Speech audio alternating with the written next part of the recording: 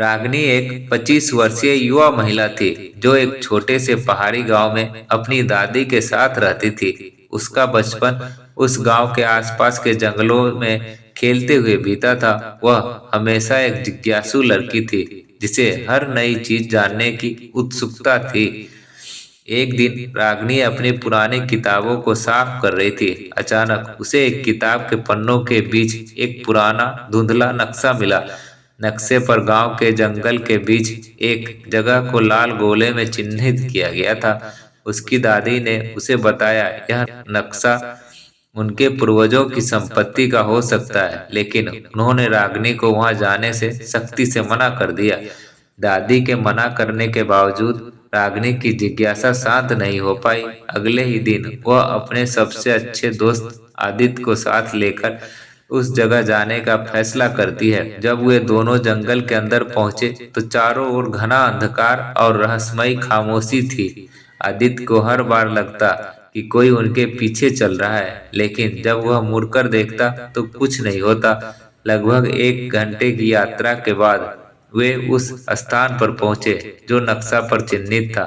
वहां उन्होंने एक पुराना टूटा फूटा घर मिला। घर का मुख्य दरवाजा बंद था, लेकिन पीछे दरवाजे पर एक जंग लगा ताला लटक रहा था। रागिनी ने ताला तोड़ने के लिए अपने बैग में रखे औजारों का इस्तेमाल किया। जैसे ही ताला टूटा, दरवाजा अपने आप धीरे खुल गया। अंदर अंधेरा था और हवा में सीलन की गंध थी। दीवारों पर अजीब सी चित्र बने हुए थे। एक कोने में उन्हें एक संदूक मिला। जब उन्होंने संदूक खोला तो उसमें पुराने सोने की चांदी के सिक्के थे। आदित्य ने कहा, यह तो हमारी किस्मत का खजाना है। लेकिन रागिनी का ध्यान उस संदूक के नीचे रखे कागज के टुकड़े पर गया।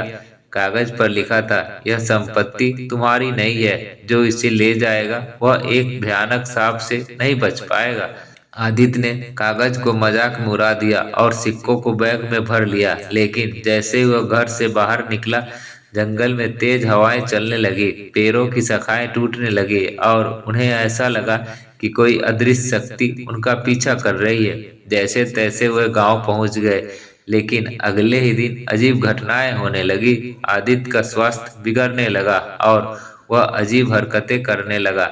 वह बार बार कहता, वह मुझे देखने आ रहा है। रागिनी डर गई। उसने समझा कि यह सब उसी सांप के कारण हो रहा है। रागिनी ने गांव के पुराने पंडित जी से मदद मांगी। पंडित जी ने बताया कि यह उस खजाने को एक पुराने संत ने वहां छुपाया था, ताकि कोई भी लालच में आकर उसे न चुराए। उन्होंने कहा, यदि खजाना वापस नहीं रखा गया तो आदित्य की जान चली जाएगी। रागिनी ने आदित्य को बचाने के लिए तुरंत खजाना वापस जंगल में ले जाने का फैसला किया। वह अकेले जंगल में गई और उसी संदूक में रख दिया। लेकिन जब वह वापस लौटने लगी तो उसने महसूस किया कि कोई उसके पीछे खड़ा है। उसने पीछे मुड़कर देखा तो एक सफेद छवि दिखाई दी। वह छवि मुस्कुराई और कहा, तुमने सही किया, अब सब ठीक हो जाएगा। गांव लौटने पर आदित्य की तबीयत धीरे धीरे सुधरने लगी, लेकिन रागिनी ने तय किया कि अब वह कभी लालच के चक्कर में नहीं पड़ेगी। उसने जंगल और उस खजाने का राज किसी और के साथ साझा नहीं किया। दोस्तों, इस कहानी से हमें यह सीखने को मिलता है, लालच इंसान को बर्बाद कर देता है, लेकिन सही समय पर सही निर्णय लेने से हर समस्या का समाधान हो सकता है। दोस्तों, आपको हमारी यह कहानी कैसी लगी कमेंट कर जरूर बताएं। अच्छी लगी तो लाइक कर दें और चैनल को सब्सक्राइब कर दें। धन्यवाद।